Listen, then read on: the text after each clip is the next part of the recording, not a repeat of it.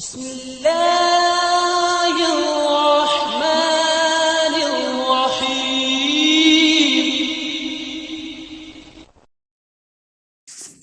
Assalamu alaikum everyone. I am back with another video on another topic. I hope this will also help you out in understanding of prepositions of movement. Before we discuss preposition of movement in detail, let me tell you about something about preposition.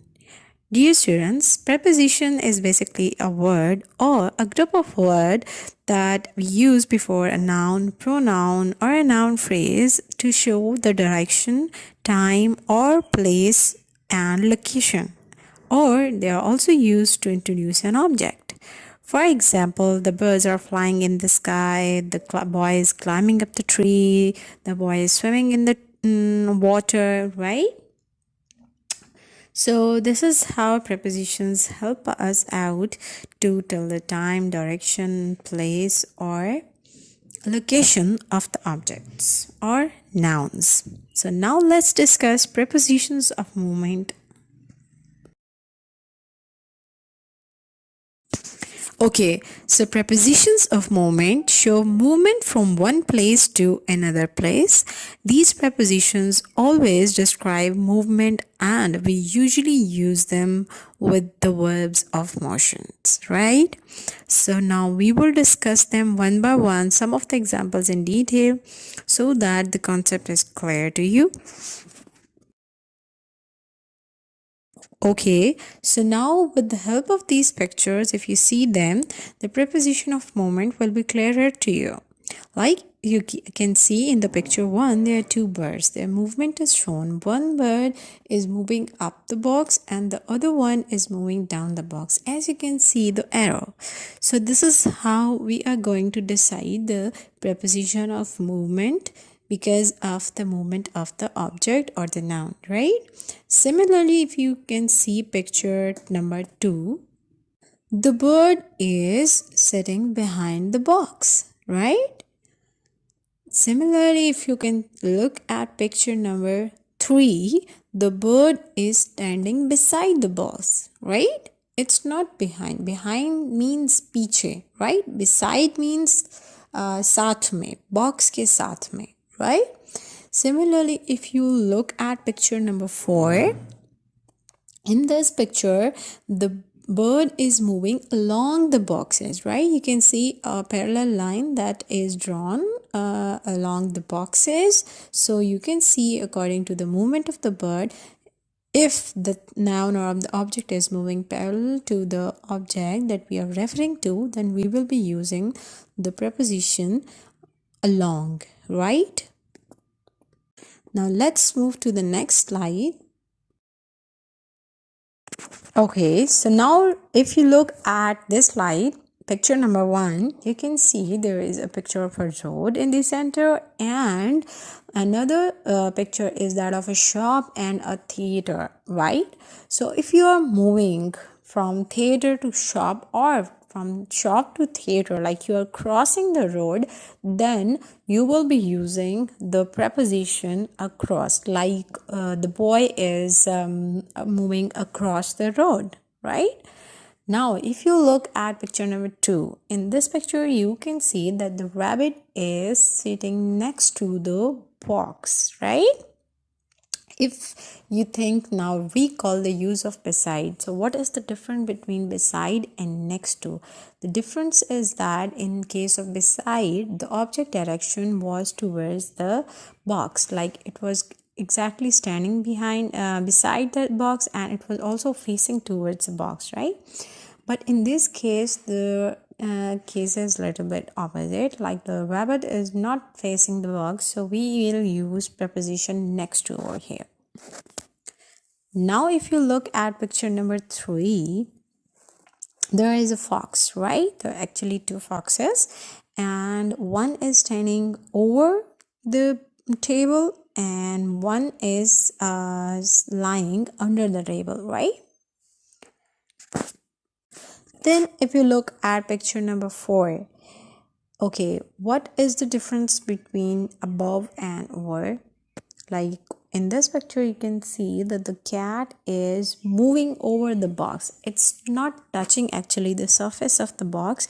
That is why we will be using the preposition over, right?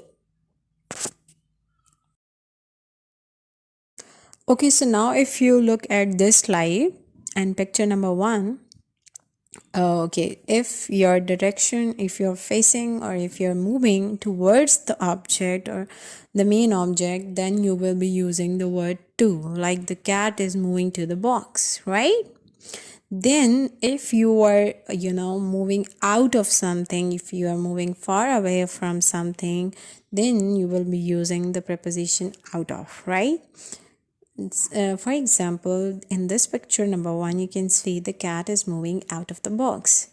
Now if you look at picture number 2, past. Past means if you cross something and thing lags behind, right? वो चीज़ पीछे रह जाती है ना, आप उसको cross करके आगे जाते हैं, then you will be using the word past. Like for example, she walked past the shop, right? Yeah, she walked past the street. Similarly, if you look at picture number 3, again the preposition with the help of location of the object is very clear. Like you can see that. Okay, so now in this slide you can see some more examples of preposition of movement, like the word through. Through is used when something is moving like under a tunnel, through a tunnel or something like that, right? It's a 3D closed space. Similarly, the next picture is that of onto, off, and towards. Like onto, when you jump onto the sofa, and when you move out of something, you get out of something, then you will be using off, right? We use off in a negative sense, right? Then towards, when you are moving and you're facing towards something, your goal is clear, the destination is clear, then you are using the word towards. Like you're not actually you have not reached there, but you are moving towards it. Okay, then again we have discussed already the word across, and then the round is already clear when you move round something, and then there is an over, right? Here is another slide. You can see or read a lot of more examples of preposition of movement, like the position of the arrow will also clear the concept further. Like in the picture 1, you can see away from, and then there is a word into. Okay, into is used specifically with a 3D in a closed space. Like we usually use it with water, something like that. She moved into the water, yeah, she fell into the water, or he entered into the building, right? It's a kind of 3D space, closed space when you entered it, and then we use preposition of movement into. Then we have a preposition of down, then through. We have also already discussed them. There is a preposition along, like see, you can see the 2 parallel lines drawn in case of along.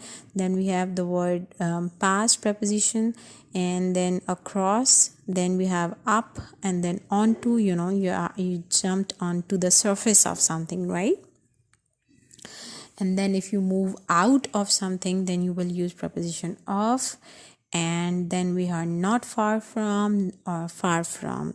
You can see the location of the boxes, and they're moving like away from the box, and in another case they're not far from the box, from the main object. So this is how we use different prepositions of movement to clear or to tell the position or the location of the noun or the object.